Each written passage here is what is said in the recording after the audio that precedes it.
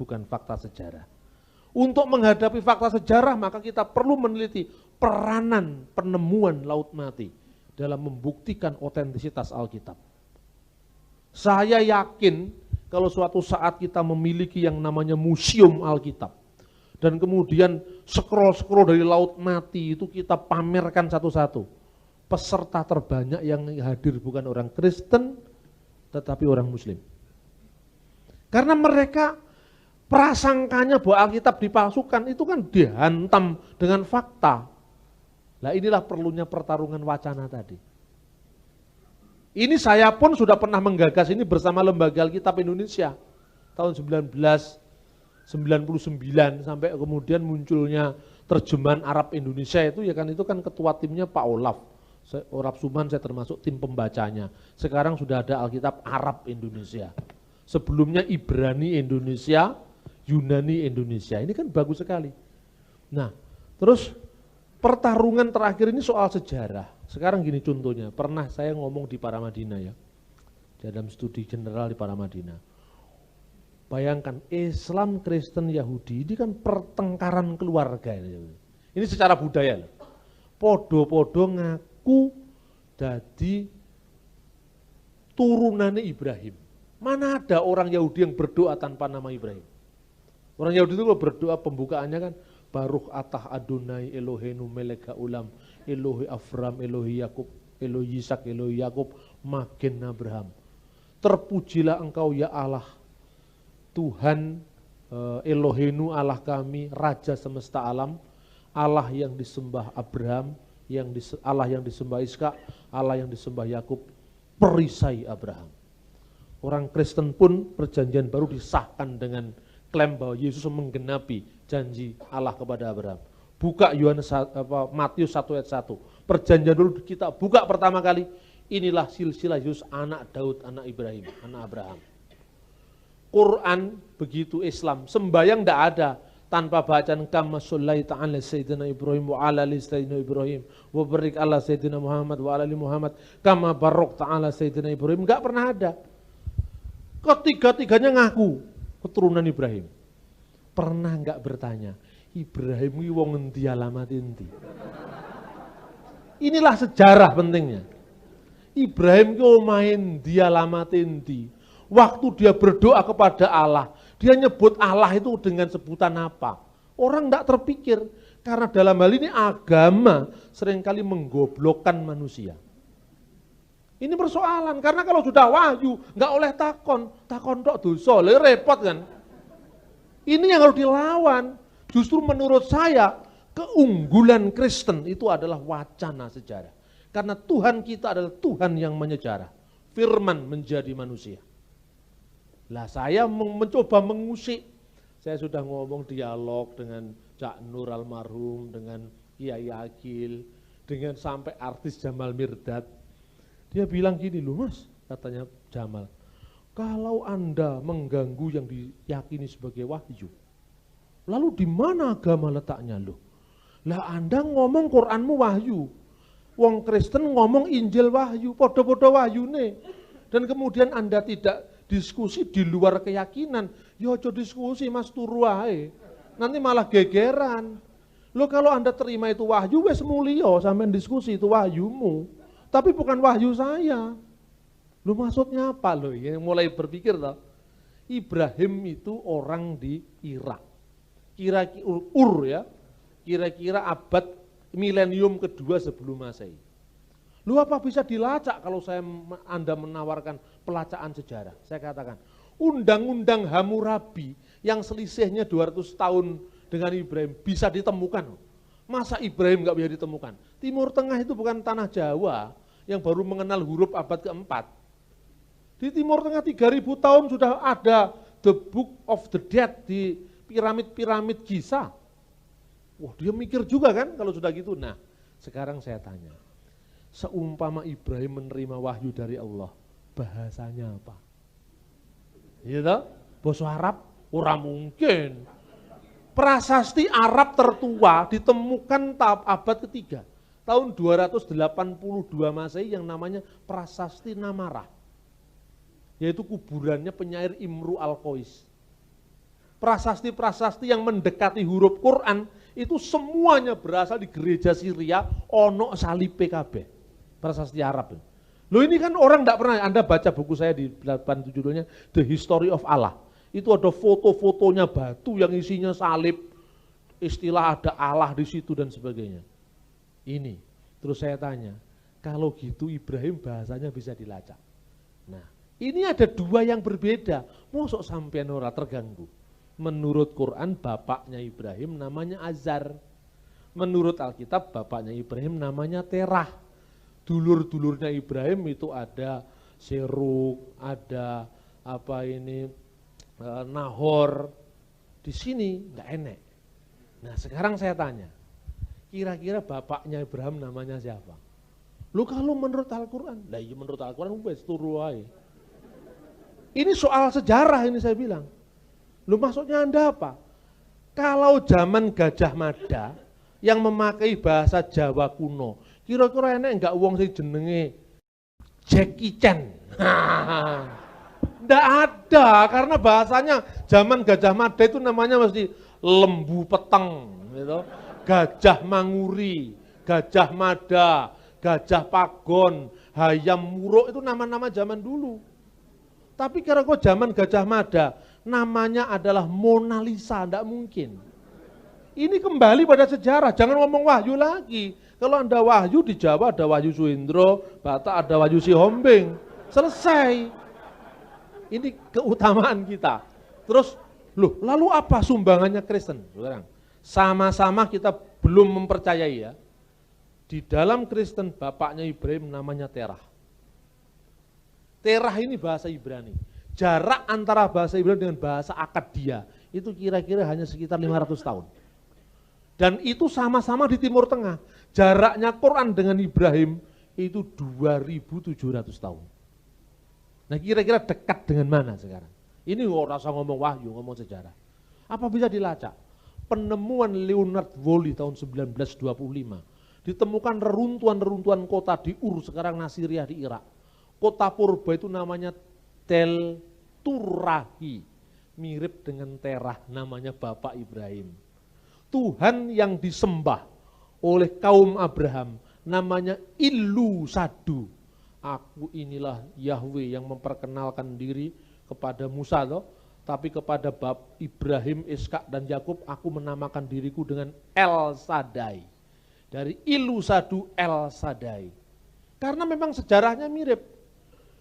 Ada kota yang dinamakan Tel Turahi, Tel Nahur, Tel Seruk. Persis nama dengan keluarga-keluarga Ibrahim. Terus Anda baca Quran, bapaknya Ibrahim namanya Azar. Saya ngomong di Paramadina, mungkin Azar itu gelar yang diberikan oleh Quran.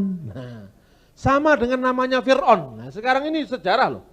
Saya bukan langsung ngomong pokoknya di luar Yesus, itu kan teror orang lain, apa bedanya dengan FPI, kalau begitu, gitu. Pokoknya kan FPI itu, sekarang saya ngomong, di dalam Alkitab, kota yang disebut itu kota namanya Fir'aun, Ramses, Akhenaten, Tomsis, itu namanya Fir'aun. Di Quran Fir'aun namanya Ajis, Ajis kan Mbah Kaji Tonggoku. Loh, ini bukan pelecehan. Tapi ini artinya pelacakan historis. Bahan ini juga masuk dalam kurikulum. Karena apa? Ini orang akan melihat loh. Sekarang mosok le Tuhan ngomong, karo Tuhan misalnya berfirman pada Ronggo Warsito. Nah misalnya ini, misalkan kena balik. Ronggo Warsito itu orang yang hidup di Jawa Tengah, Kartosuro, gitu. Ya, Kartosuro itu cikal bakalnya Mangkunegoro dengan Ngayogyakarta Adiningrat itu bahasanya mesti huruf O, bukan A lagi. Zaman Majapahit Dharma Mangrua, jadi wong Jawa baru Mbah Darmo. Gitu. Nama-nama dulu misalnya Pancasila, jadi Poncosilo. Itu kan bisa dilacak. Lah zaman Ronggo Warsito, seumpama Jumat Kliwon Tuhan menampakkan diri, atau malaikat Jibril menampakkan diri. Bahasa Indonesia masih mungkin. Tetapi yang paling mungkin bahasa Jawa Tengah. Ronggo Warsito, ojo wasumelang atimu. Sejatine aku iki Gusti Allah sing dadi gustimu. Gitu. Kira-kira itu sejarahnya mirip enggak? Pasti dekat. Tapi tidak mungkin kalau Tuhan berfirman dorong wasito. La takuf ya ronggo warsito.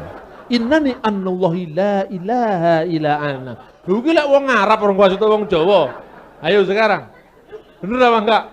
Atau ronggo warsito Tuhan berfirman, don't be afraid ronggo warsito. Enggak mungkin. Lah saiki saya katakan, kalau Anda itu muslim, terus baca Quran, mosok enggak terganggu. Kiai kan bicara, Nabi Allah subhanahu wa ta'ala waktu Nabi Musa alaihissalam dipanggil oleh Allah dan Allah berfirman, innani anallahi la ilaha illa anna. Waktu itu bahasa Arab belum ada, dul, urung enek bahasa Arab. Sing ono bahasa Ibrani. Lalu bagaimana ayatnya kira-kira kalau Tuhan benar-benar ketemu dengan Musa? Pasti asyar ayo. Bener apa enggak? Kan mesti Ibrani wong dek bosone Ibrani. Lo yang heran kok enggak terganggu. Aslam tulir Rabbil alamin. Ya Allah, usku wabe mantuk ini. Iya toh? Itu kan sama aja. Masuk Tuhan ngomong ngeronggo warsitu nggak bahasa Inggris. Lah, kemudian Cak Nur jawab begini. Ya, ini ceritanya. Enak kalau semua dengan guyonan tuh enak. Oh, maksudnya gini. Yang disebut Ibrahim agamanya Hanif itu bukan the religion of Ibrahim is Hanif, enggak. Kata Hanif itu munculnya abad keempat dari bahasa Aram, dari gereja Syria itu. Hanif itu artinya bukan Kristen, dari kata Hanfi menjadi kata Hanifiyah, kemudian Hanifah Muslimah wa ma'ana minal musyrikin. Dan kami termasuk golongan orang Hanif yang tidak mempersekutukan Allah, gitu kan? Itu betul. Katanya Cak Nur, Hanif bukan dalam pengertian yang di Syria itu, tapi Hanif dalam pengertian orang yang merendahkan diri, tidak menyembah berhala. Begitu juga saya balik Islam. Semua nabi-nabi dalam Quran namanya Islam, tapi Islam bukan sebagai kata benda, tapi jadi kata sifat. Artinya apa? Islam itu submission to will of God, menyerahkan diri kepada Allah. Itu artinya. Kalau itu saya terima. Tapi kalau hanya itu yang diceritakan, normatif kabeh podo. Anda kalau hanya khotbah normatif itu kan gini, khotbah normatif itu kan khotbah yang bukan berisi pengajaran tapi berisi tata perilaku sehari-hari. Contohnya, jangan mencuri. Semua umum Islam, Kristen, Yahudi, komunis podo jangan mencuri. Kalau hanya untuk tataran jangan mencuri, tidak usah pergi ke Israel, tidak usah pergi ke Mekah. Cukup Anda di tanah Jawa, dengarkan cerita nenek kita. Dongenge kancil nyolong timun. Nah ya toh. Loh, intinya kan agama tidak boleh mencuri. Tidak usah jauh-jauh pergi ke Arab. Di Jawa ada dongenge kancil nyolong timun. Artinya jangan mencuri. Kan kalau agamanya mengajarkan itu apa bedanya? Kekristenan tidak unggul kelebihannya. Kalau hanya jangan berzina. Saya pernah pada masa kecil didongengi nenek saya. Dongenge ki gondok poleng nginceng mbok nganten. Nah itu artinya jangan nginceng orang ngatus, itu zina. Kan gitu kan. Orang sudah tahu jangan berzina, itu sama. Kalau hanya urusannya jangan saling mengejek, pasal 310 KUHP. Apa itu pencemaran nama baik. Dongenge Pak Kaji karo cah angon. Ing sawijining dina bocah angon ketemu ditakoni Pak Kaji, lele wedhus kok celuki kuwi apa budak? Banjur bocah angon jawab marang Pak Kaji, Pak Kaji, sirah sampean ubel-ubel niku nopo bentet? Ini artinya apa? Artinya kalau hanya normatif wis ora usah ado-ado ke Israel, ndak usah jauh-jauh belajar bahasa Ibrani. Cukup di sini ada, itu kalau normatif. Lah kalau khotbah kita mutunya hanya jangan ini, jangan itu, apa bedanya dengan dongeng kancil nyolong timun? Iya toh? Lah inilah keunggulan kita yang bisa diekspos. Pak, untuk apa kita belajar bahasa Ibrani, bahasa Aram? Kan masuk surga ndak usah pakai bahasa itu, memang tidak usah. Dongeng kancil nyolong timun, saya bilang. Sama. Nah, kekristenan itu punya keunggulan pada sejarah. Itu tidak akan mungkin dilakukan oleh agama lain. Sekarang contoh, orang Islam cerita, Nabi Musa ketemu dengan Nabi Khidir di antara dua lautan, itu laut endi? Zaman Nabi Musa kok enek wong jenenge Khidir, coba sekarang. Zamannya Musa itu tinggal di mana? Geografisnya katakanlah Mesir, tidak mungkin. Moses, Ramses, Tomses cocok. Moses diibranikan jadi Moseh, gitu contohnya. Itu karena asal-usul Mesirnya Musa. Tapi Musa ketemu dengan orang namanya Khidir. Terus wong Jawa, ora iso ngomong Khidir, Bagindo Kilir lah ini. Loh, antara dongeng dengan sejarah ini kan nggak ada yang bisa menjembatani. Anda lihat di televisi, Ashabul Kahfi, itu cerita dari Ortodoks Syria itu. Itu cerita di gereja Syria, masuk di ayat-ayat suci Al-Quran. Lah, Anda kalau ngomong begini, berapi-api nyerang kena penodaan agama. Saya hanya cerita, kalau saya ceramah politik misalnya, agama harus dipisahkan dari politik. Saya cerita Ashabul Kahfi. Orang jangankan orang awam, sekelas apa itu namanya ketua PKB yang lama yang dipecat Gus Dur itu. Alwi Shihab. Saya duduk di sini sama Kiai Hasyim Mujadi, jadi moderator. Begitu saya ngomong Ashabul Kahfi, langsung dia ngomong, ada itu makalahnya Pak Bambang. Ada Pak, nanti setelah ini saya fotokopi. Profesor, doktor, lulusan AIMSAM University, Kairo. Coba bayangkan, pertanyaannya, ada datanya. Loh yang gini ini kan gereja-gereja timur banyak. Lah ini yang mau kita angkat. Sebab apa? Tidak mungkin sasaran langsung hantam, das. Ngamuk mereka. Tapi dibereteli pelan-pelan ini. Lah ini, disajikan data. Lah ini memang apa yang mau kita lakukan. Artinya forum ini akan menjadi forum kaderisasi. Bahan-bahannya sudah mulai saya tulis. Makanya saya juga berterima kasih dengan Yayasan Amin. Gara-gara ada seminar ini, seminggu saya bikin ini. Tidak pernah tidur saya. Karena memang semangat saya luar biasa, karena apa? Ini Yehova ini memang perlu dikasih pelajaran itu. Orang kalau sudah semangat, lali turu saudara-saudara. Nah itu yang saya pikir, kira-kira ya insya Allah bulan Agustus mulai, tapi paling tidak ya mungkin brosurnya sudah beredar akhir-akhir bulan ini atau awal bulan depan. Salah satunya kalau saya pikir, saya enggak bawa tadi ya, bahan-bahannya itu. Jadi memang paket itu, seperti paket, tapi bukan Anda kalau masuk ke sini jangan berharap Anda dapat gelar. Bukan itu yang dipentingkan. Tapi ya nantilah pokoknya, tetap Anda awam-awam yang jadi ujung tombak itu akan diberikan beberapa pencerahan, wawasan, dan banggalah menjadi pengikut Tuhan Yesus Kristus.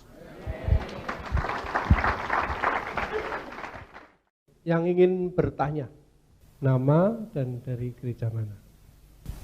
Terima kasih, nama saya Francisco Pranoto, saya dari Gereja Katolik.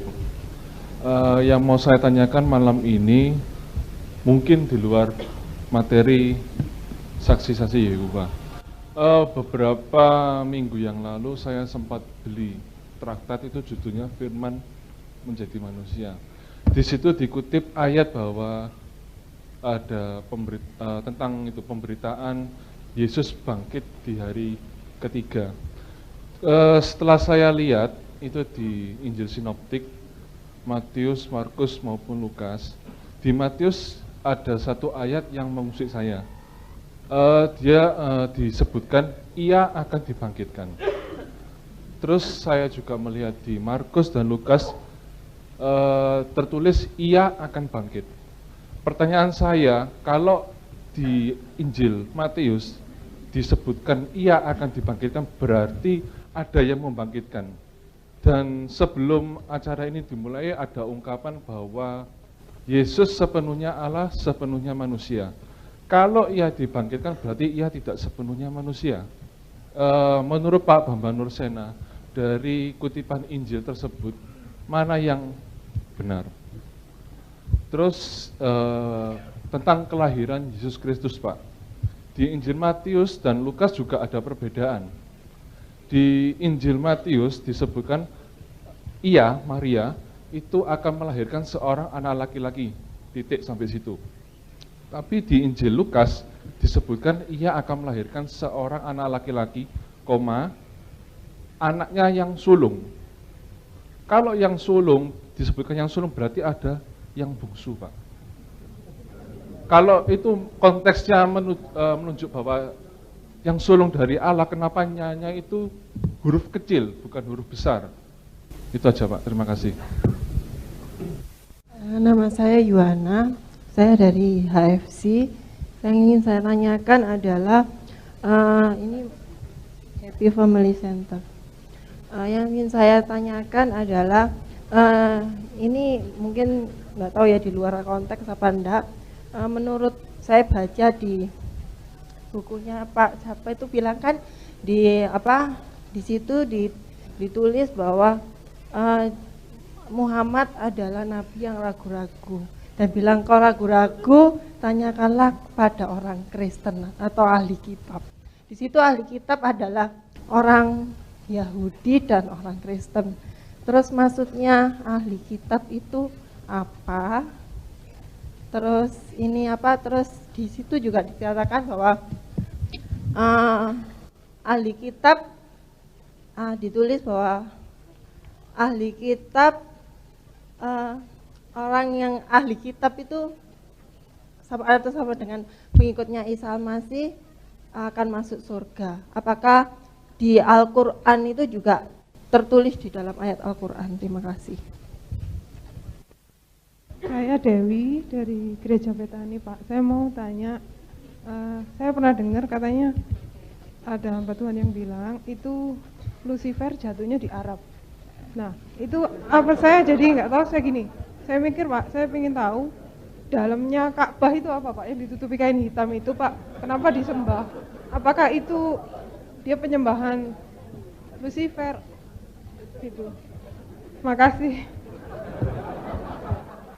Nama saya John Benjamin Dandel dari GPB Hosea.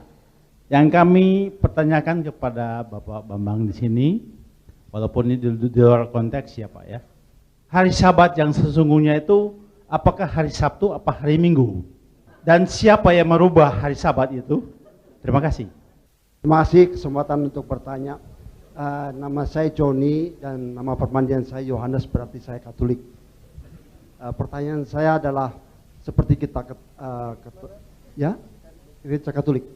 Pertanyaan saya mengenai penulisan Alkitab itu, Pak ya.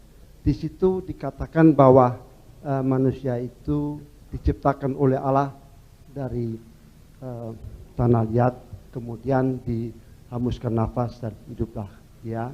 Ya, terus kemudian kalau kita runtun, terus kemudian diciptakan Hawa dari tulang rusuk pria itu tadi. Nah, sekarang yang menjadi pertanyaan, kalau dia diambil dari tulang rusuk lelaki, berarti tulang rusuk lelaki ini kurang satu. Tetapi waktu saya bertanya sama seorang dokter yang mengenai dia bilang, oh sama itu 12 katanya kiri kanan, ya cuma ada yang satu ngambang. Nah terus kemudian kita baca lagi di situ Adam dan Hawa punya anak Kain dan Habel dan sebagainya. Kalau diruntun itu kan bagaimana kok bisa menjadi begitu banyak manusia itu tadi. Nah yang menjadi pertanyaan itu bagaimana kita bisa memahami Alkitab itu tadi, yang penulisannya itu apakah itu digambarkan suatu kiasan supaya lalu bagaimana kita bisa menafsirkan untuk bisa mengerti tentang penciptaan di dalam kitab Kejadian itu. Terima kasih, Pak. Ya, terima kasih.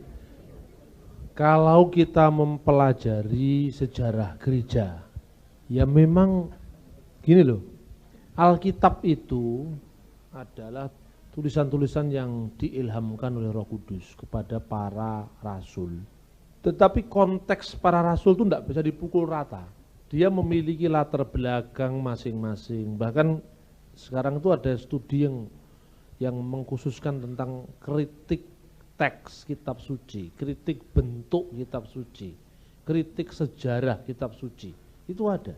Loh, masa apa itu ilham Roh Kudus kok dikritik itu bukan dikritik dalam pengertian bahasa sehari, artinya ilmu-ilmu yang mempelajari tentang misalnya beda redaksinya Markus dan Yohanes itu misalnya. Kok bisa? Itulah bedanya Kristen dengan Islam. Kalau di Kristen, Alkitab itu diwahyukan tetapi menyejarah. Tapi karena menyejarah maka jelas dikatakan di Injil Lukas pasal 1 itu misalnya. Setelah aku menyelidiki dengan seksama segala peristiwa yang terjadi dari para saksi mata dan pelayan firman, maka aku memutuskan untuk menuliskannya secara teratur bagimu. Loh, di sini Lukas sendiri mengadakan riset. Nah, inilah bedanya dengan Islam. Kalau di Islam Nabi itu didekte di gua Hira. Iqra bismi rabbikal ladzi khalaqal insana min 'alaq dan seterusnya. Didikte. Kalau di Kristen penerima wahyu, ilham itu tidak seperti seruling di tangan peniupnya, tetapi dia aktif gitu loh. Jadi artinya maka di Alkitab dikatakan manusia itu rekan sekerja Allah. Dia aktif. Makanya Lukas itu menyelidiki sejarah. Itu jelas ayatnya, masa ketika baca kitab suci enggak dipikir itu ya. Setelah aku menyelidiki dengan seksama segala peristiwanya Injil itu dari para saksi mata dan pelayan firman, maka aku memutuskan untuk menuliskannya secara teratur bagimu. Berarti pola-pola Lukas menulis lain dengan pola-pola Yohanes dan Matius menulis. Nah, itu. Jadi itu kalau di Kristen itu bebas sekali dikaji gitu. Kalau kritik teks, kritik salinan misalnya itu berbicara tentang salinan-salinan yang berbeda pada abad yang berbeda. Terus kemudian kalau ada satu perbedaan teks, di situ didata yang namanya teks yang dipakai itu misalnya teks Sinaiticus ini ditemukan di Sinai, bahasa Yunaninya. Di bawahnya itu kalau ada perbedaan satu huruf saja, itu didata. Perbedaan-perbedaan itu yang namanya kritikus aparatus. Nah, kalau di Islam kan tidak mungkin. Di Islam teks yang berbeda dibakar zamannya Utsman. Sehingga sekarang semuanya seragam. Tapi kalau di Alkitab yang beda-beda misalnya satu huruf, satu kata, itu enggak dibakar tuh. Ada semua di sini di bawah teks standar.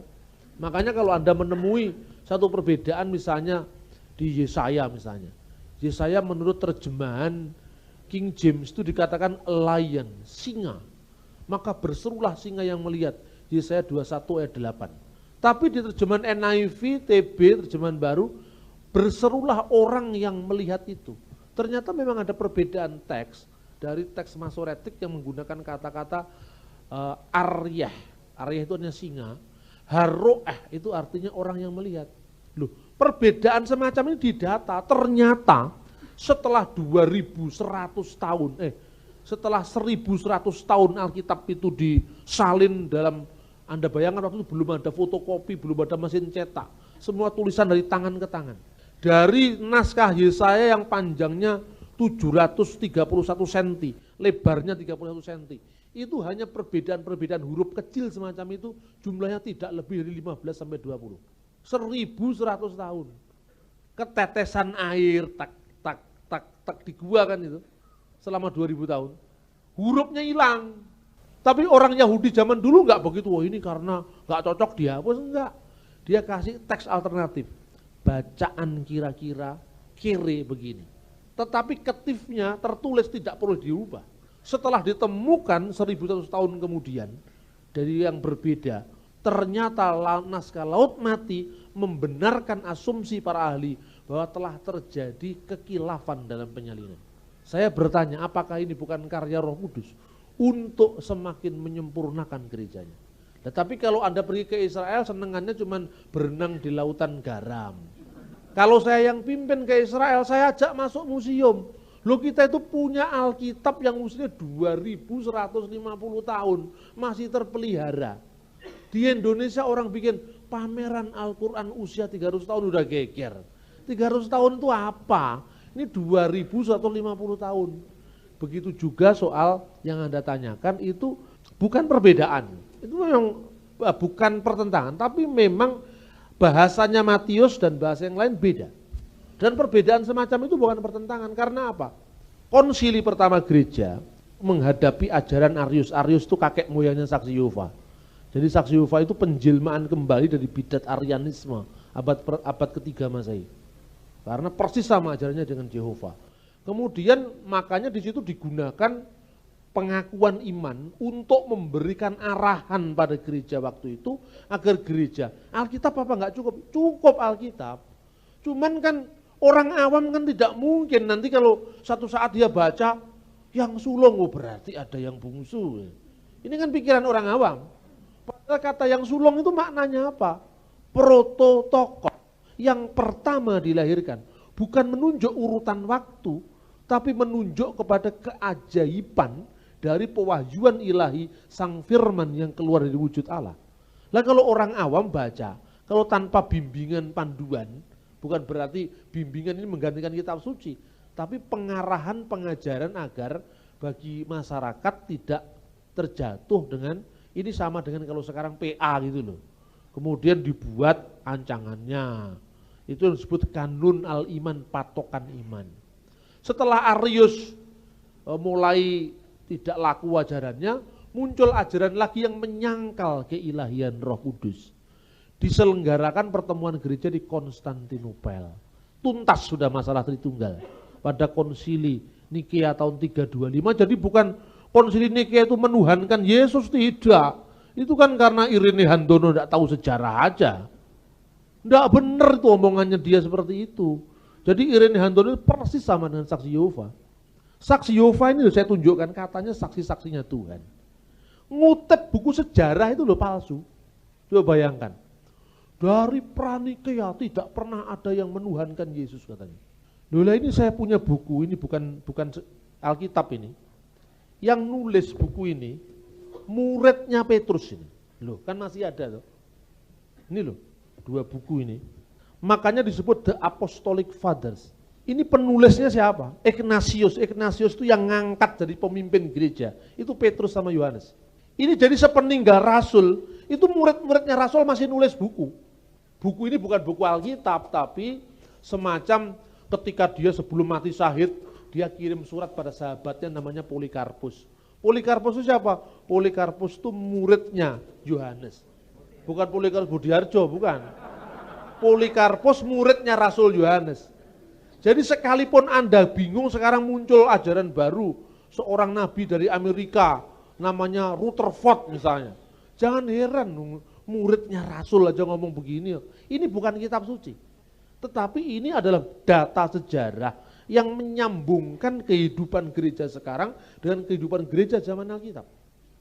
Nah ini loh. Ignatius itu mengatakan apa? Ini orang pertama setelah para rasul. Dia mengatakan, kita memiliki juru selamat dan penebus agung yang sekaligus antropotheos, Allah manusia. Ini muridnya Petrus yang ngomong. Yang pertama keluar dari Allah, yang kedua keluar dari Maria. Yang pertama tak terpahami, yang kedua terpahami.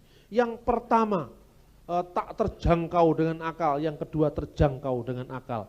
Itulah Tuhan kita Yesus Kristus. Dia firman Allah yang keluar dari keheningan abadi, artinya tidak diawali oleh waktu. Ini muridnya Petrus.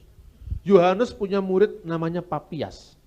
Papias memiliki fragmen-fragmen yang intinya menceritakan siapa Yesus. Juga dikatakan Yesus di sana adalah Tuhan dan Allah. Paulus pergi ke Roma sama Petrus, punya murid namanya Clement dari Roma. Namanya itu disebut dalam salah satu surat Paulus. Clement itu nulis surat yang namanya The Epistle of Clement. Disebutkan tentang Yesus itu Tuhan, Juru Selamat, firman Allah yang keluar dari wujud Allah, yang disebut anak Allah. Coba bayangkan, data sejarah begini sama Yehova dipalsu. Katanya tidak ada, terus dia ngutipi ayat-ayat itu dengan melepaskan konteksnya. Misalnya, tatkala ada dikatakan, Yesus dibangkitkan. Loh berarti dia sendiri tidak maha kuasa, dia bukan subjek. Dia hanya objek yang dibangkitkan. Nah, persoalan-persoalan demikian oleh konsili ketiga dan keempat dibahas. Yaitu pada tahun 431 dan 451, yaitu konsili di Efesus dan konsili di Kalsedon. Subjek yang sama dalam diri Kristus. Tetapi di dalam subjek yang sama itu ada keilahian dan ada kemanusiaannya sekaligus. Maka disebut dalilnya seorang bapak gereja dari Mesir namanya adalah Kyrilos dari Iskandaria. Yesus itu adalah miapesis, tontion legon sisar komeni. Dia adalah satu tabiat ganda firman yang menjadi manusia. Nah itu. Berarti subjeknya kan satu. Nah, ketika dia mengatakan dibangkitkan, itu menunjuk pada tubuh kemanusiaannya. Tapi kalau dikatakan dia bangkit, menunjuk pada keilahiannya, selesai itu. Saya aja misalnya, saya ini satu, tapi orang tidak melihat apa yang sedang saya lakukan. Tatkala saya ngomong misalnya, ada orang mengatakan kepada saya, Pak Bambang, mahasiswa Anda ini nakal, tidak mau masuk, dan dia menyontek, panggil dia. Gitu? Kebetulan saya dekan misalnya, panggil dia. Orang yang saya suruh berangkat. Kalau Bambang ini bukan dekan, apa ada orang yang mematuhi saya? Pangkatmu apa ngongkon aku? Tak keplak bisa, bukan gitu kan? Tapi karena pangkat saya dekan, dia mau. Sampai di rumah saya ngomong sama istri saya, "Ma, kayak no kopi ya. Karena kamu bukan dekan lagi, sorry ya saya enggak bikinkan kopi lah." Itu mesti dipecat kalau istri begitu kan? Artinya sekalipun saya bukan dekan, saya bukan jenderal, saya bukan orang yang secara status sosial dia inginkan, saya tetap suaminya dia. Tatkala saya berbicara, saya haus kemanusiaan yang melekat pada saya. Tapi ketika saya berbicara prajurit angkat senjata, pertahankan sampai titik darah yang penghabisan, misalnya saya jenderal. Yesus dari mulut yang sama karena wujud penjelmaannya jadi manusia, ya manusia itu yang berbicara. Maka ketika Yesus mengatakan, "Anakku, dosamu sudah diampuni." Siapa kamu anaknya tukang kayu mengampuni dosa? Ayo ya toh. Tapi tatkala dia berkata, "Aku haus, seperti mau mati rasanya," itu memang pergulatan kemanusiaan dia. Tapi tatkala dia mengatakan anakku dosamu telah diampuni, itu berbicara tentang keilahiannya sebagai firman. Lah yang menafsirkan begini ini bukan konsili Nikea saja. Murid-muridnya Rasul ngomong seperti itu. Katakanlah kalau Alkitab, ngomong Alkitab ansih, kita lepaskan dari sejarahnya, yang kenaan Mormon sama Saksi Yehova. Karena apa? Dipreteli sejarahnya, terus ayatnya ditafsirkan kehendak dia. Tapi kalau kita hantam dengan sejarah, konteksnya itu apa? Logos kamu artikan seperti itu. Kita baca data-data yang sejaman dengan kitab suci. Di situ akan menunjukkan semakin benarnya kitab suci. Jadi tatkala itu maka dikatakan bahwa dia yang ilahi sebagai firman Allah yang adalah Allah menjadi manusia. Dalam wujud kemanusiaannya dia sehakikat dengan kita. Dalam wujud keilahian sebagai firman dia sehakikat dengan Allah. Antara keduanya tidak terbagi, tidak terpisah, tidak bercampur, tidak berubah. Itu rumusan konsili. Apa yang begini ini salah, gara-gara gak ada di Alkitab.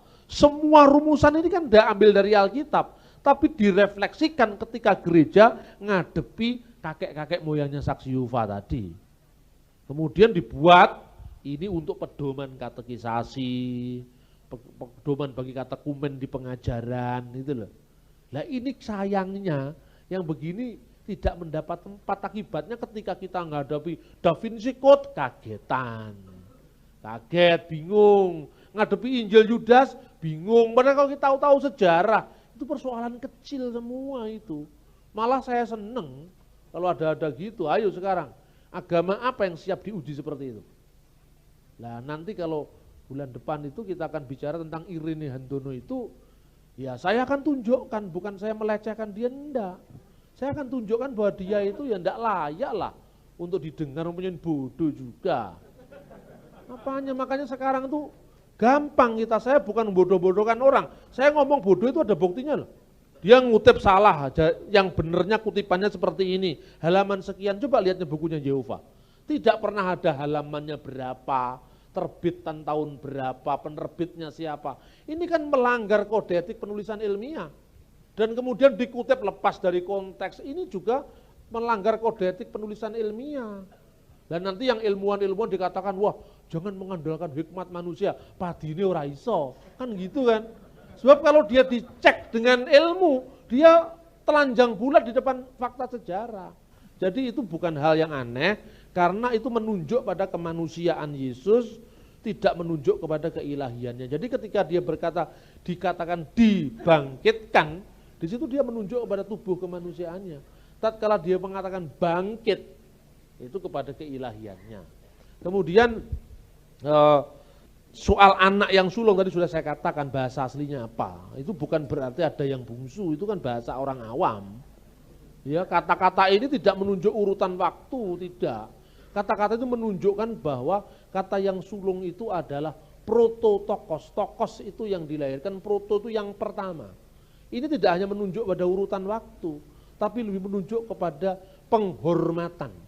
Jadi dengan yang sulung itu artinya bahwa Yesus itu adalah seorang anak Allah, yang artinya bahwa dia menerima penghormatan yang lebih daripada yang lain-lain gitu loh. Maksudnya gitu, bukan berarti Yesus juga makhluk. Itu kan sudah saya jawab di buku saya di situ. Kemudian dari saudari Yohana, Muhammad ragu-ragu tanyakan kepada ahli kitab, ini soal interpretasi. Jadi saya ini ya inilah, makanya kalau Anda tidak suka diganggu, jangan mengganggu. Ini termasuk bentuk intervensi mengganggu orang lain. Mau Muhammad itu mau ragu atau mau apa hubungannya dengan iman kita? Ayo sekarang. Orang yang baru meyakini agamanya kalau tidak menjelekkan agama orang lain, itu salah satu bentuk kelemahan jiwa. Iya toh? Kenapa kita tidak cukup dengan Alkitab? Kenapa kita harus ngurusi Quran? Itu kan kontraproduktif, nanti musuh kita banyak. Kita kena undang-undang penodaan agama, undang-undang nomor 1 PNPS tahun 65 pasal 1, karena menafsirkan agama orang lain dari keyakinan kita itu salah. Tapi baiklah, kalau memang Anda mengkaji Muhammad, mengkaji tokoh-tokoh agama apapun, lakukanlah. Tapi dengan pendekatan ilmiah murni. Kayak yang dilakukan Karen Armstrong, kayak yang dilakukan Montgomery Ward. Jangan hanya mendengarkan kesaksian. Kesaksian itu kan subjektif. Kalau Anda tidak suka banyak Irene Handono, ada juga jangan menciptakan Irene Handono versi Kristen.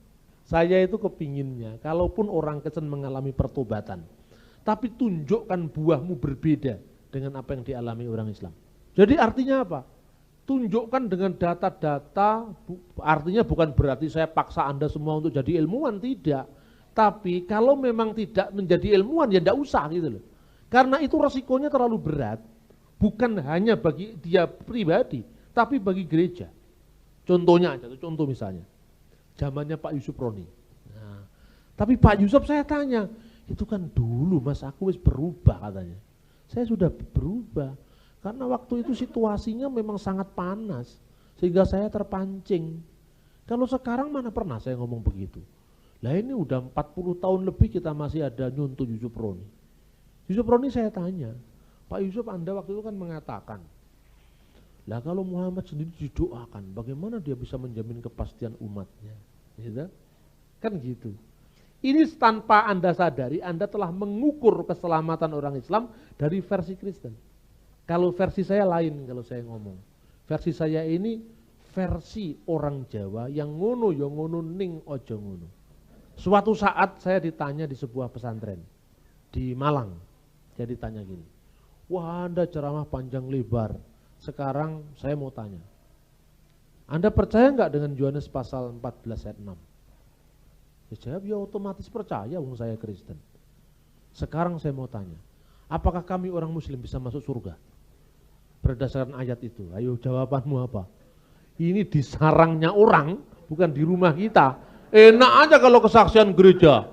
Begitu kita agak bombastis, tepuk tangan untuk Tuhan Yesus. Nah, tepuk tangan untuk dia sebetulnya. Jawabanmu apa dalam kondisi seperti itu? Anda banyak lihat kaset-kaset saya video ada semua. Saya jawab gini, saya tidak bisa mengadili agama Anda berdasarkan kriteria agama saya. Tapi menurut Bapak bagaimana? Apakah saya bisa masuk surga? Saya jawab bisa. Kaget mereka. Seneng kan, wah ini Pak Bambang ini hebat ini. Berarti menghormati agama lain kan itu kan? Bisa. Tapi karena Anda orang Islam, ya orang Jawa kan ngomong sulit, tidak kan sulit. Orang Jawa kan ngomongnya kan bisa tapi, iya tapi kan gitu kan. Saya jawab ya bisa, jelas bisa, tapi sesuai dengan Quran. Nah ayatnya bunyinya seperti apa?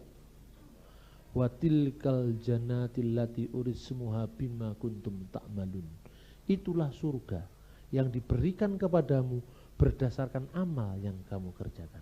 Kan nanti ada yaumul mizan, hari timbangan, amalmu ditimbang. Kalau baik, perbuatan baikmu lebih banyak dari perbuatan jahatmu, kamu masuk surga kan bisa toh. Nunggu timbangan, bisa.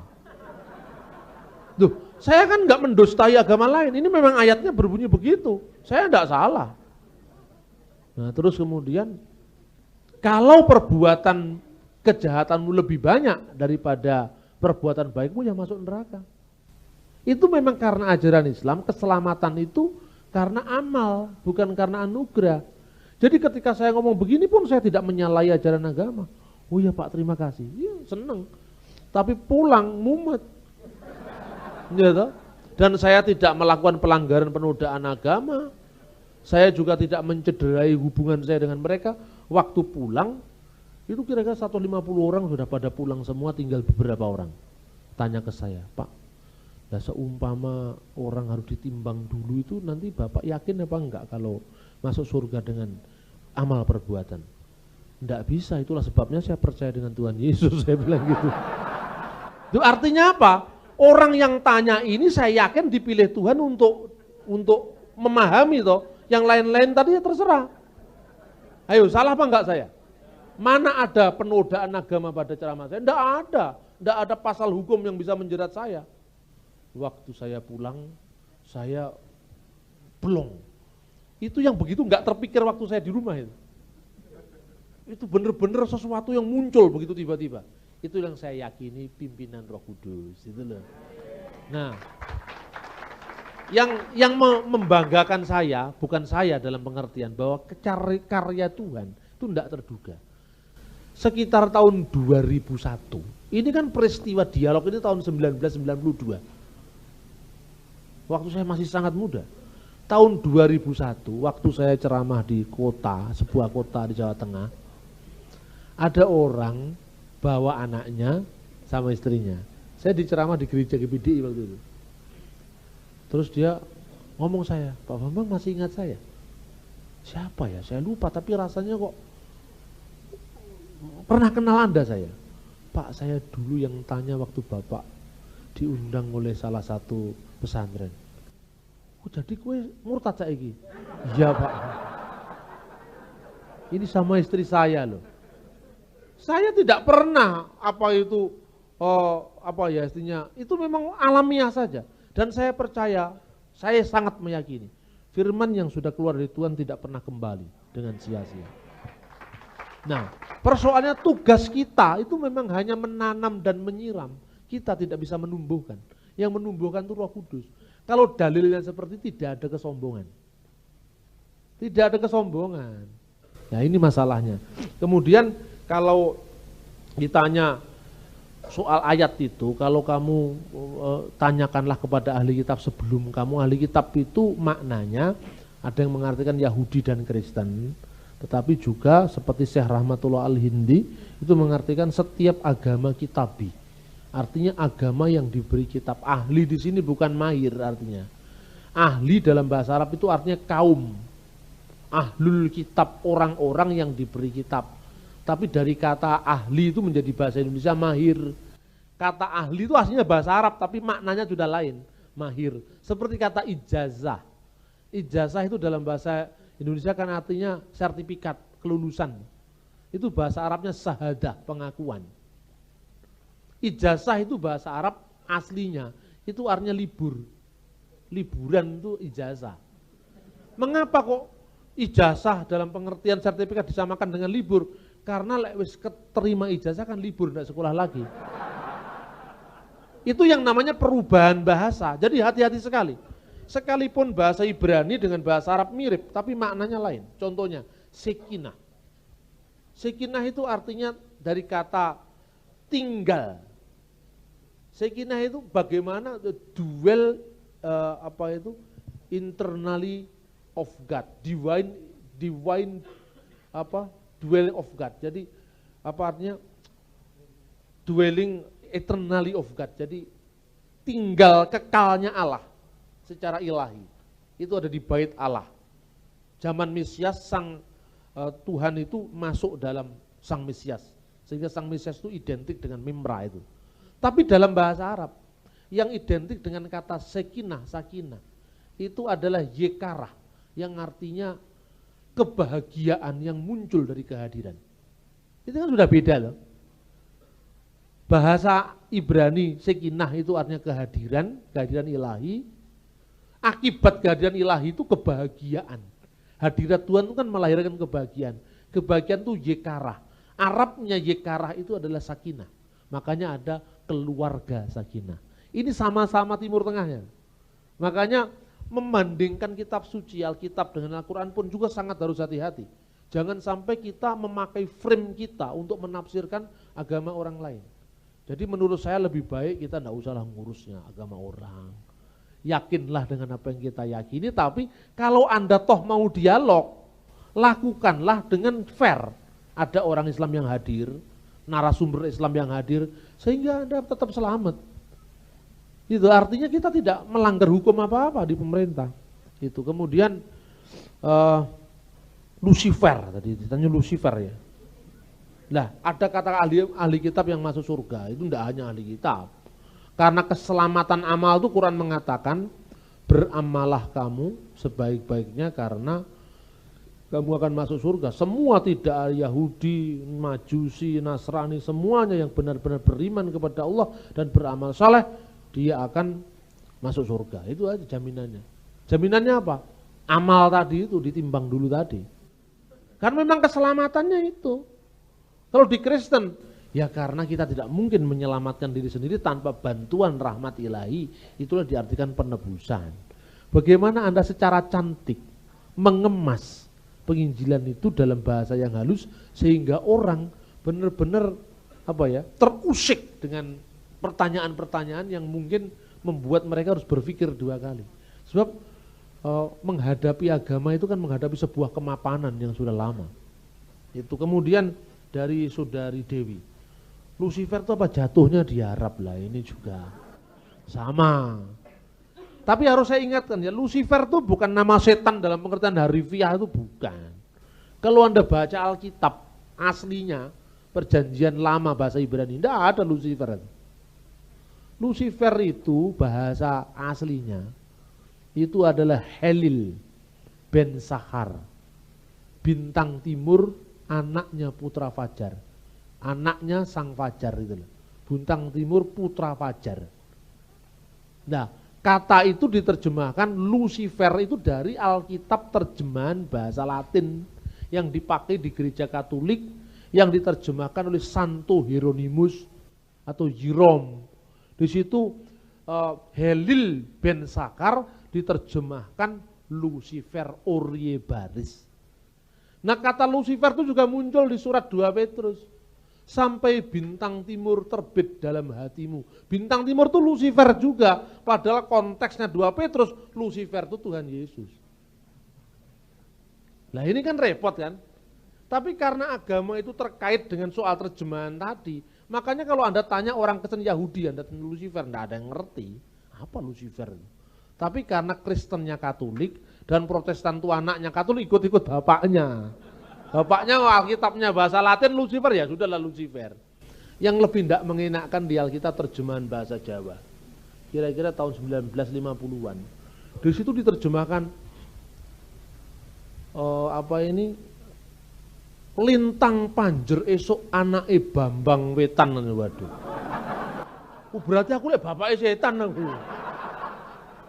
Anake Bambang Wetan ditulis Bambang Wetan. Itu di Alkitab terjemahan bahasa Jawa 1956. Jadi bukan nama. Saya katakan lalu iblis itu namanya apa? Sekarang saya kasih Anda introduction sedikit. Kalau Anda tanya perjanjian lama, kepala iblis yang tertua namanya siapa? Satan. Memakai kata sandang has Satan. The Satan. Itu yang tertinggi. Di perjanjian baru, yang tertinggi itu namanya Diabolos. Yang diterjemahkan bahasa Arab iblis. Setan ditulis dalam bentuk jamak Satanas, yang artinya hantu-hantu. Jadi zaman perjanjian lama kepala tertingginya namanya setan, Perjanjian Baru kepala tertinggi namanya iblis. Setan di Perjanjian Lama itu ketua, di Perjanjian Baru jadi anak buah. Ini bagaimana? Ini bukan soal setan berubah aktivitas, bukan. Ini soal bahasa. Jadi jangan memutlakkan bahasa. Karena Alkitab penerjemah lain bingung. Dalam bahasa Indonesia kan iblis, setan, syaiton, bahasa Arab. Itu gimana ya? Sudah, supaya konsisten, hasatan di kitab Ayub diterjemahkan iblis juga. Di Perjanjian Baru, jadi Perjanjian Baru menuntun terjemahan Perjanjian Lama, itu yang terjadi. Nah sekarang saya tanya soal setan dan iblis ini. Makanya saya punya ilham untuk nulis buku. Setan, riwayatmu dulu, saya mau tulis itu. Karena setan itu, sekarang coba kalau Anda belajar sejarah bahasa Jawa, sejarah orang Kristen Jawa, daerah-daerah wingit yang angker-angker, pantai selatan, itu yang dulu diinjili oleh kiai-kiai Jawa. Yang menjadi pentolannya gereja Jawa itu. Kiai Sadrah, Kiai Tunggul Wulung, itu daerah-daerah yang saya sebut wali-wali Kristen itu, bukan wali murid ini, bukan wali songo, tapi wali-wali Kristen. Saya punya gambaran semua orang Kristen itu secara kontekstual. Saya usulkan pada GKJW, bikin ceritanya apa itu wali-wali Kristen itu. Lo kan diangkat tuh Kiai Sadrah, Kiai Tunggul Wulung. Saya bersyukur, saya pernah ide itu saya sampaikan ke majalah Bahana di Jogja. Sekarang sudah ada edisi sejarahipun Kiai Sadrah, itu ada gambar, cerita bergambar untuk anak sekolah minggu. Nah, Kiai Sadrah itu bayangkan Anda, sedang ilmu namanya Radin. Disuruh bapaknya lulus pesantren belajar pada Kiai Abdullah. Kiai Abdullah sudah dipanggil Tuhan dan dia menjadi Abdullah Tunggul Wulung, menjadi penginjil. Ketemu Tuhan Yesus ketika bertapa di Gunung Klut. Tidak ada penginjil, tidak ada misionaris. Wong Karyo Dikromo yang diinjili Kiai Sadrah ketemu Tuhan Yesus di Segoro Kidul. Loh kenapa? Orang ke pantai selatan kok nggak ketemu Nyi Roro Kidul, tapi kok ketemu Tuhan Yesus? Karena hatinya tulus tadi. Orang ke Gunung Kulut kok nggak ketemu dengan Kiai Tunggul Wulung, penjaga kawahnya Gunung Kelut yang menurut legenda Jawa muridnya Prabu Joyoboyo. Itu ada di buku saya, Menyongsong Sang Ratu Adil, di depan itu ada. Tapi kok ketemu Tuhan Yesus? Karena Yesus berkata dalam Injil, aku melihat setan telah jatuh dari langit seperti kilat. Dan itu menjadi awal dari babak pekabaran Injil. Kamu akan diberi kuasa. Kowe ngidek ulo rapopo, mangan racun rapopo, tapi ojo coba-coba, mati temenan. Artinya kalau Tuhan izinkan, mujizat terjadi. Sebab mujizat bagi orang Kristen itu bukan orang Kristen sekti mondro guno, ora tedas tapak paluning pande sisaning gurindo, nanging iso masuk angin, bukan itu. Menjadi orang Kristen mujizat itu bukan melekat pada dirinya, tapi dia hanya sekedar alat. Maka di Kristen tidak ada ilmu-ilmu kasekten, tidak ada itu. Kamu diizinkan menjadi saksi kalau Tuhan mengizinkan untuk pekabaran kerajaannya. Dan setelah itu ya podo aja dengan orang lain gitu. Nah persoalannya kenapa jawabannya tadi? Karena kuasa-kuasa kejahatan telah jatuh. Kedua, iblis itu tidak peduli kok jenenge apa. Yang penting iso ngapusi awake dhewe. Lo jelas Anda melihat, Nyi Roro Kidul itu kalau menurut Babat Kediri, itu dulu namanya Nimas Ratu Pagedongan, anaknya Prabu Joyoboyo. Kalau menurut cerita Pejajaran, anaknya Raja Pejajaran. Lalu duanya udah enggak bener. Kok kenapa kita bingung dengan Nyi Roro Kidul? Pokoknya setan ya setan. Mbah jenenge apa enggak perlu. Setan juga seneng, wah kok jenenge apa? Yang penting aku iso ngapusi awakmu. Nah kalau Anda tanya nama aslinya di Perjanjian Lama, yang muncul ya hasatan. Lucifer itu kan nama simbolis. Bisa diartikan ke sana, bisa. Tapi Anda mengartikan Lucifer atau Bambang Wetan bisa juga. Gitu loh. Lintang Panjeresuk, anaknya Bambang Wetan bisa juga. Persoalannya, setiap bahasa itu bukan soal bahasanya ansih, tapi makna di balik bahasa. Nah kemudian saya dengar orang Tembang Mocopat. Ono wedon rabi karo demit. Ada wedon-wedon tuh yang itu loh. Culiden likulu. Uculono Pak Mudin taliku telu, itu yang muncul di Dia apa itu di cerita Indosiar itu, yang bikin-bikin cerita ngapusi itu juga.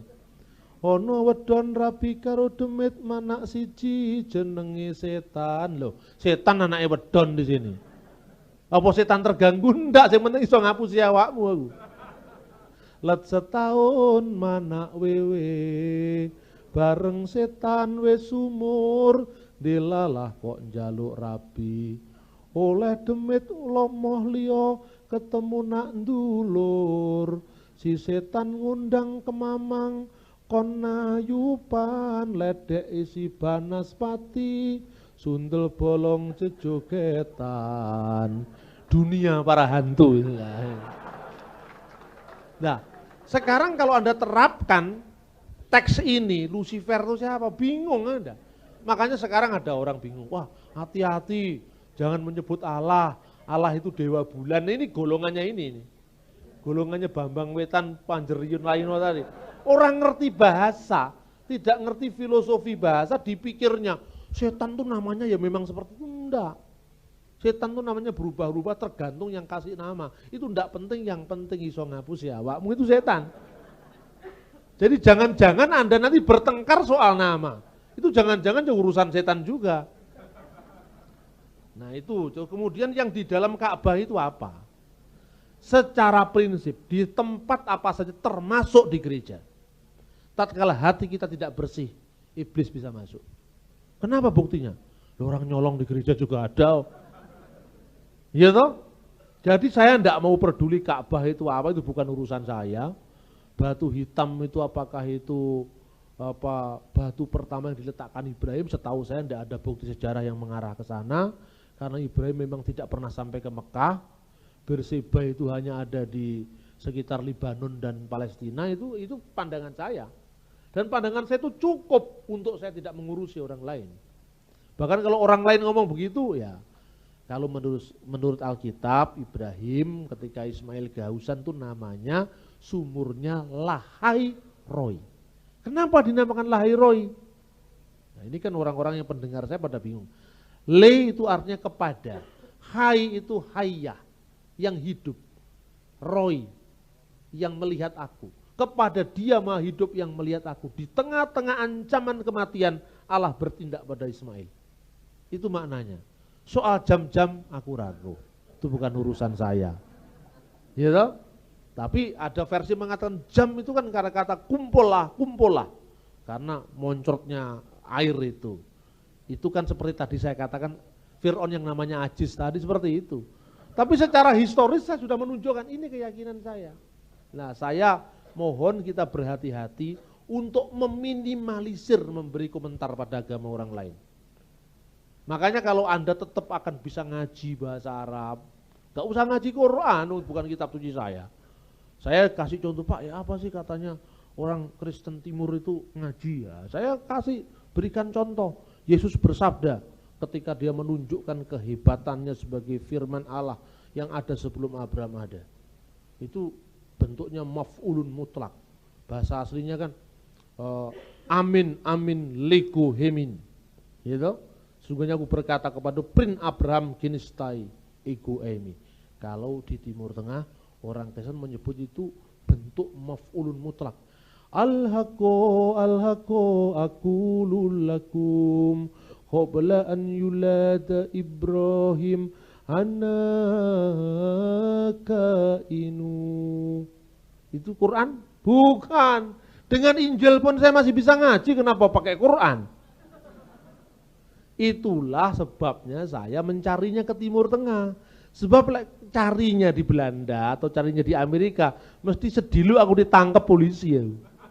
Karena melakukan kegiatan keagamaan yang menyerupai agama di Indonesia. Ini sudah saya pagari. Saya tidak mau kena pasal ini. Makanya golek dewe di Timur Tengah. Saya tunjuk loh Pak, itu loh. Ini loh kasetnya, ini dari Mesir, ini dari Syria, ini dari Libanon. Oh aslinya sudah gitu ya, loh iya. Kok seperti Islam? Ya mestinya Islam seperti ini toh. Wong ini sebelum Islam, ya, historis kita kuat, hukum kita aman kan enak. Kalau itu bahaya jangan dilakukan itu aja. Sebab Anda jangan memikirkan keselamatan kita, tapi juga keselamatan gereja. Karena kita udah banyak berbuat ya, gereja-gereja di Indonesia itu. Lalu Sabat sekarang. Sabat itu hari Sabtu atau hari Minggu? Kalau Anda tanyakan harafiah Sabat itu ya Sabtu. Minggu ya Minggu, Ahad, Minggu itu bukan Sabat. Cuman saya tahu arah pertanyaan Anda, hari Tuhan itu yang mana kan gitu kan. Nah ini ceritanya begini, ini minta maaf kalau saya beda dengan teman-teman Advent. Di Timur Tengah, di gereja-gereja purba, Sabtu dan Minggu sama-sama dirayakan. Hari Sabtu itu dirayakan dengan ibadah sabda. Dan hari Minggu itu dirayakan dengan ekaristi atau kudas. Kudas itu khidmat al-kudas. Itu artinya perjamuan kudus. Kenapa hari Sabtu? Karena memang hari Sabtu itu hari yang ya menurut kitab suci perjanjian lama memang begitu. Tapi Sabtu ini, Sabat ini mengarah pada kesempurnaannya. Kenapa kita pilih hari Minggu? Lah, Anda kan mengotak-atiknya dengan penyembahan Dewa Matahari karena Alkitabmu bahasa Inggris. Kan gitu. Padahal bahasa Inggris kan bukan hanya bahasa Inggris, bahasa Belanda, bahasa-bahasa barat kan terkait. Sunday, sun itu matahari, day itu hari, hari Dewa Matahari. Ya. Sondag bahasa Belanda, mandag, man itu bulan, dedah itu hari, hari Dewa bulan. Gitu. Semua hari, semua bulan dalam bahasa Inggris, Januari sampai Desember itu nama dewa. Kenapa nggak diganti? Bulan Elohim. Kedua bulan Adonai, karena semua bulan itu pakai nama dewa. Tapi kalau Anda mengatakan tenaga surya, apa Anda membayangkan dewa itu namanya Bathara Surya? Tidak, itu sudah diresapi dalam bahasa Indonesia. Tapi kalau Anda baca bahasa Ibrani atau bahasa Aram, tidak ada kata sande. Bukti bahwa kata sande itu pemujaan Dewa Matahari. Sun artinya matahari, hari Dewa Matahari. Iku lek bahasa Inggris. Alkitab kan tidak diturunkan di Inggris oleh Raja James, tidak. Alkitab itu muncul di Timur Tengah dan hari-hari dalam bahasa Ibrani itu hanya hitungan angka. Hari pertama Yom Echad. Jadi bahasa Arab Yaumul Ahad. Jadi bahasa Indonesia hari Ahad. Karena pengaruh bahasa Portugis Domingo, hari Tuhan, jadi minggu, gitu. Nah, kemudian orang Jawa ngomong dino akad ditambahi akad legi, akad pon, akad kliwon, itu tambahan Jawa. Yom Sheni bahasa Ibrani, Yaumul Isnain, artinya hari kedua. Kan wahid, isnin, talata, arba, kan bahasa Arabnya begitu. Yom Revi, hari keempat. Yom Selisi hari ketiga, bahasa Arabnya Yaumut Talata, dino Selasa, Isnin Senin, gitu. Yaum Revi menjadi bahasa Arab Yaumul Arba, Rabu. Yom Khemisi, Yaumul Khamis, hari Kemis. Yang terakhir tuh yang keenam mestinya Yaumut Sadis, hari keenam. Tapi kan hari keenam untuk berkumpul itu berjamaah, maka hari Jumat, terus hari Sabtu. Jadi dalil yang menolak bahwa hari Minggu bukan hari Tuhan karena itu penyembahan Dewa Matahari didasarkan atas Alkitab terjemahan bahasa Inggris dan bahasa-bahasa Barat, tidak ditemukan dalam Alkitab bahasa asli. Karena Advent kan munculnya memang di Amerika juga, makanya supaya Adventnya lebih, Sabatnya lebih benar, belajar juga ke Timur Tengah, karena akarnya di sana, kan gitu. Kemudian kenapa kok hari Minggu? Itu bukan dari Dewa Matahari, di Alkitab sudah ada. Pada hari pertama tiap-tiap minggu, ketika aku memecah-mecahkan roti, hari pertama ya hari Ahad. Yesus bangkit hari pertama hari Minggu, bukan hari Sabtu. Lah jadi Sabtu tidak boleh dipertentangkan dengan Minggu, dua-duanya dirayakan. Nah, karena kita kekurangan data soal gereja timur, maka kita pikir Roma yang paling tua. Padahal Romanya ngambilnya dari Mesir itu. Soal Natal itu dari Mesir, bukan dari Dewa Matahari tak terkalahkan. Ini yang kita belum tahu. Yang menetapkan Natal pertama kali itu bukan Paus seperti yang ditulis di Ensiklopedia Britannica. Tapi yang menetapkan Natal pertama kali itu adalah Baba Dimitrius, Baba Dimitri. Uskup Iskandariyah tahun 195 Masehi. Jadi data sejarah gereja barat ini perlu direvisi lagi karena memang kurang data. Pikir, nah, itu masalahnya.